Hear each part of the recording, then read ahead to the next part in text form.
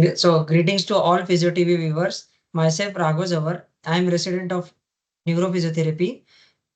So, today we will learn about stroke rehabilitation assessment of movement, that is stream scale.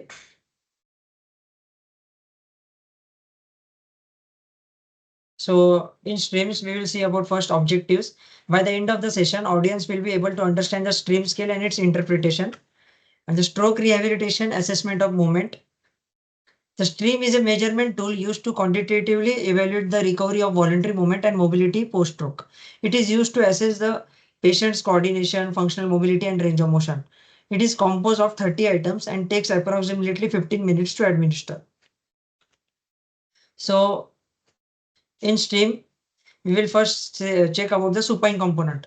So, in supine component, there are certain components that we will discuss. First is protracts the scapula in supine.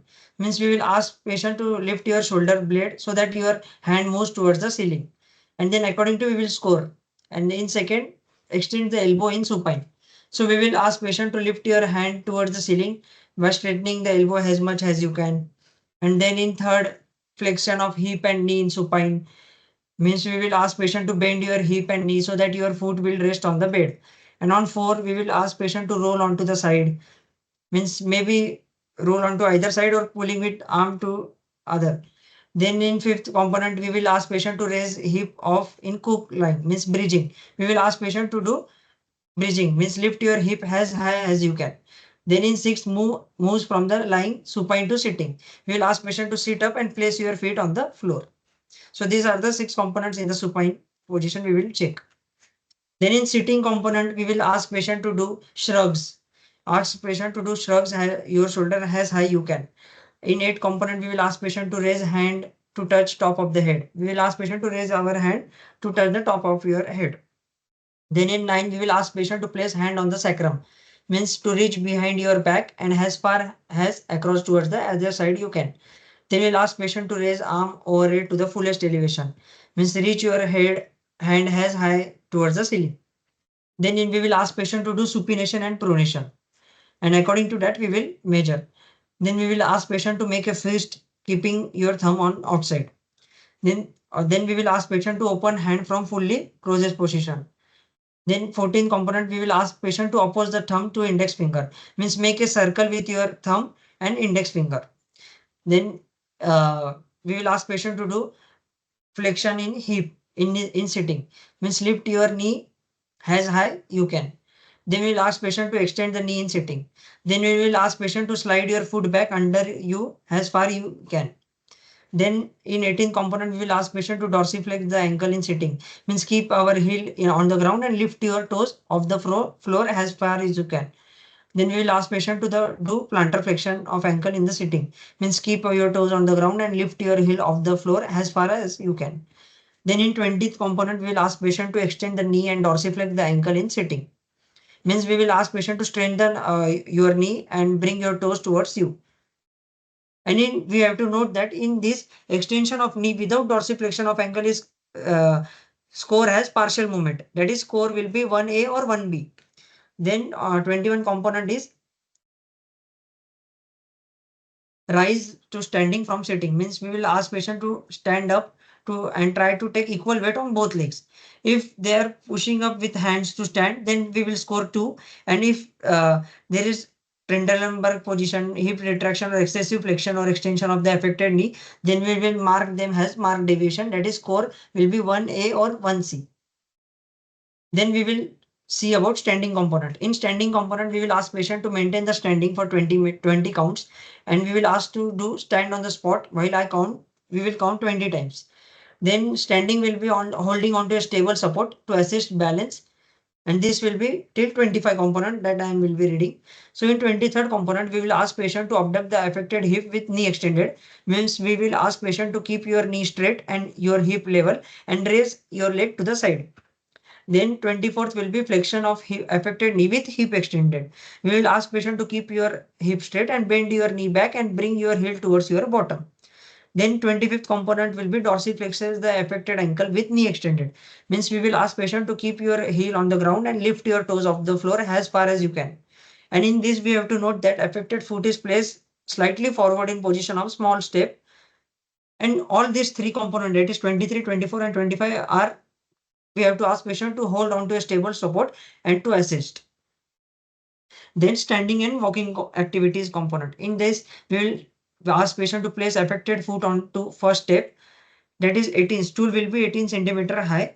And we will ask patient to lift your foot and place it onto first step in front of you. Note, returning the foot to the ground is not score. Use of handrail will be score 2. And then next component is take 3 steps backwards. 1.5 gait cycles means we will ask patient to take 3 average size step backward and placing one foot behind the other. Then in 28 component, we will ask patient to take 3 steps sideways to the affected side. Take 3 average side steps towards your weak side. Then 29 component will be walk 10 meters indoors. On smooth obstacle is equal to free surface. But walking in straight line over to a specific point 10 meters away, we have to ask them. Then note will be in orthotic. If they are using orthotic, then we have to score 2. And if they are taking longer than 20 seconds, then we have to score them mark deviation, that is 1C. Then 30 is walk down 3 stairs alternating feet. Then means we have to ask patient to walk down 3 stairs, place only one foot at a time on each step if you can. And in this we have to note that if they are using handrail while going down, then score will be 2. And they are not using alternating feet, then it is mark deviation and we are using 1A or 1C. So this is about all 30 components that we are checking on the patient by taking stream scale. So in this way, how we have to check score? So in first, voluntary of movement of the limbs. Then in 0 means unable to perform the test movement through any appreciable range. 1A, in 1 there is 1A, 1B and 1C. So we will see first 1A. 1A means able to perform only part of the movement and with marked deviation from normal pattern. 1B will be able to perform only part of movement but in manner that is comparable to the unaffected side. And 1C is able to complete the movement but only with marked deviation from normal pattern. So these are all one component. And second is able to complete the movement in manner that is comparable to the unaffected side. So like this we have to score the voluntary movement of the limbs. And in basic mobility, in this 0 is unable to perform the test activity through any appreciable range. 1 also is in 1 there is 1A, 1B and 1C. So in 1A able to perform only part of the activity independently or in requires partial assistance or stabilization to complete with or without an aid and with marked deviation from the normal pattern. And 1B is able to perform only part of activity independently but requires partial assistance or stabilization to complete with or without an aid but with grossly normal movement pattern. And 1C is able to complete the activity independently with or without an aid but only with marked deviation from normal pattern.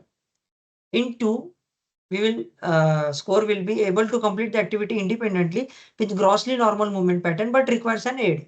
And 3 is able to complete the activity independently with grossly normal pattern without an aid. So 3 is very, as score is increasing, we can say patient is improving.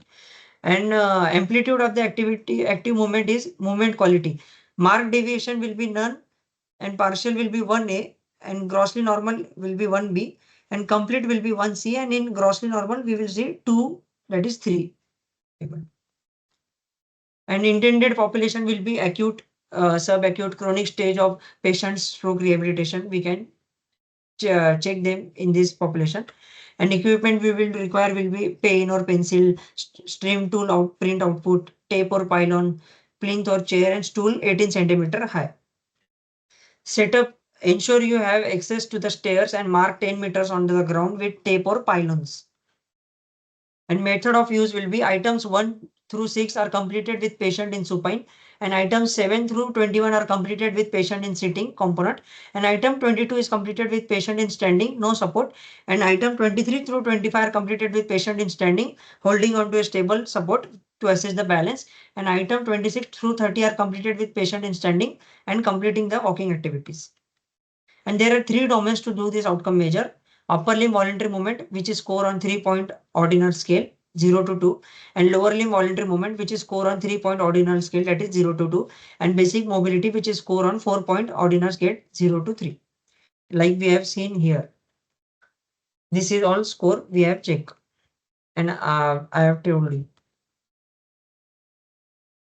So interpretation will be there is total of 20 possible points for each of the limb subscales and total is equal to 40 points. There is total of 30 possible points for the mobility subscale. If an item is not tested due to ROM pain other, then X is marked and that item cannot be scored. Subscales are then converted into the percentages and total scores are calculated using 3 subscale scores. Thank you. So this is all about STREAM, that is stroke rehabilitation assessment of movement. It is very important and we have to check this scale to check the improvement of the stroke patients. And we can check it in acute, subacute and chronic patients also. So thank you. This is all about STREAM. Thanks to Parag sir, Manisha ma'am and Apurva sir for giving me this opportunity. And thanks to the Physio TV technical team for their constant support. Thank you.